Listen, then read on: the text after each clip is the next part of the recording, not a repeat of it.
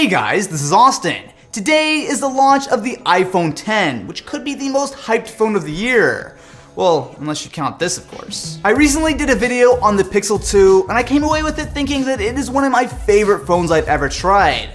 But how does it stack up to the iPhone X? So if we pop this guy open, we see designed by Apple in California. Who cares about that? What I care about is the iPhone X.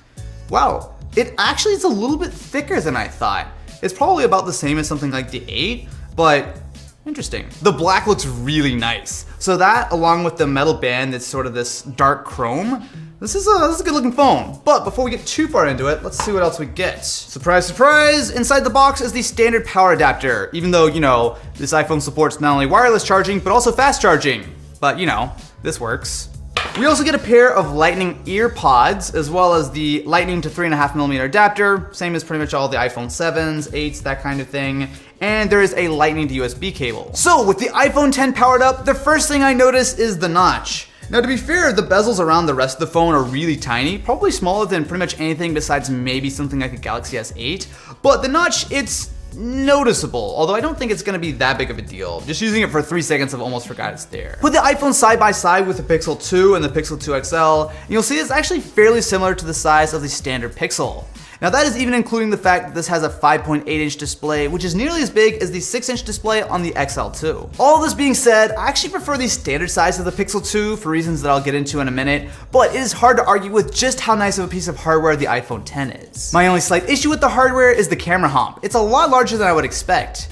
Now to be fair, the Pixel XL2 does have a little bit of a camera hump, but compared to the iPhone X, which just kind of rattles around, it's a lot bigger. On the other hand, the iPhone X does support wireless charging, where the aluminum-backed Pixel 2 does not. Both phones are IP67 rated, which means that in theory, they should survive under 1 meter of water for 30 minutes. However, if you watched my iPhone 7 Plus video last year, it died in about 7 seconds of being in a bowl of water. So, here goes nothing. Ooh, all right, iPhone X is in. Now let's get the Pixel in. Okay, well, the water's going over the table, but the screens are on. I'm going to leave them in for 1 minute because I don't want to break my phones. Hey, I'm just being honest. All right, so, oh God, water's going everywhere. It looks like both phones are fine.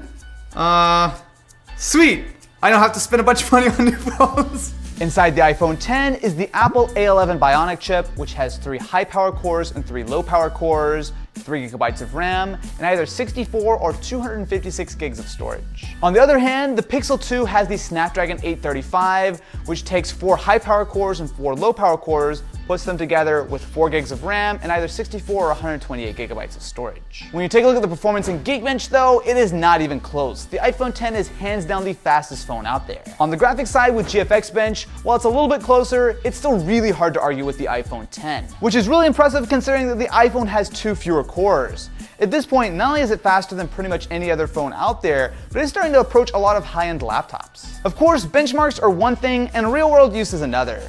So the Pixel 2 is hands down the fastest Android phone I've ever tried. Even though yes, on paper it might not be quite as fast as the iPhone, in actual practical use it's really hard to see a difference. Something that the iPhone X dropped but the Pixel 2 still has is a fingerprint sensor, and I've got to say that this one is great. Not only is it placed on the back of the phone, which is really simple to get at, but it's also incredibly quick. So to set up Face ID on the iPhone, it should be pretty simple. All I need to do is look all the way around, and it should scan my face. So raise the phone, and swipe up, and it's unlocked. That's actually pretty quick. I'm curious though how well Face ID works when it's laying flat on something like a table. If I unlock it here, swipe up, oh, it got it. All right. I still have my reservations about how good Face ID is going to be in the long run, but at first glance, it actually does seem to be pretty well implemented. While it's not the most practical thing, I've got to say that Animoji on the iPhone X are kind of fun. So if I hit record here, hey guys, this is Austin. Are Animoji worth it? Now you do need to learn some new gestures on the iPhone X. So instead of having a home button, instead you swipe from the bottom to leave an app, and then you swipe up and to the right to pull up your multitasking. From here you can go between your different apps, or you can use the little thing on the bottom to actually scroll between which app is open.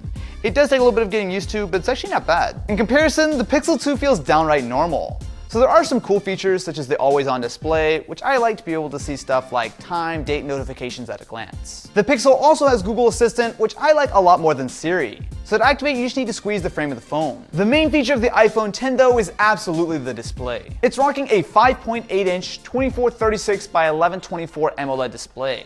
Now, not only is this the first time that Apple's gone with OLED, but as you can see, the bezels are absolutely tiny. What this means is that you're basically getting an iPhone 8 size chassis, but with a much larger screen. And I've got to say it works. It's right up there with the Galaxy S8 and Note 8 as far as some of the best screens out there.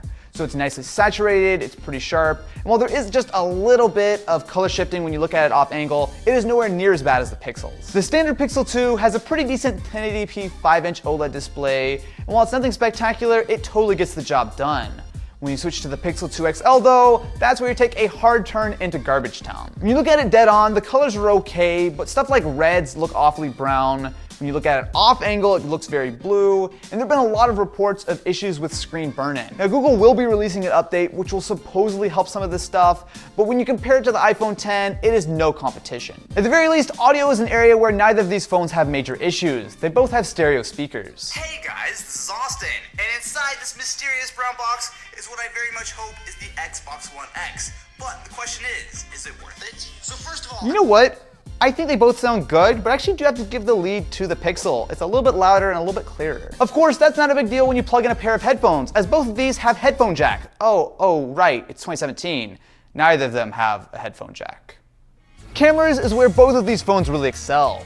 So the Pixel 2 has a 12 megapixel camera, and the iPhone X has a pair of them, one wide angle, one telephoto. While it might only have a single camera, some of the images that I've gotten from the Pixel 2 really are incredible. The auto HDR does a great job of bringing a ton of dynamic range into a shot, and it does a really good job of being very sharp. It's also optically stabilized just like the iPhone, and the low light performance is not bad either. There's really not a lot to complain about with the Pixel. When it comes to the iPhone X, you're also getting solid dynamic range, and because it is the same camera from the 8 as well as the 8 Plus, you're also getting nice saturation. A lot of the images look a little bit punchier than on the Pixel. Both cameras also have a portrait mode. So let's start with the iPhone X. That's not bad.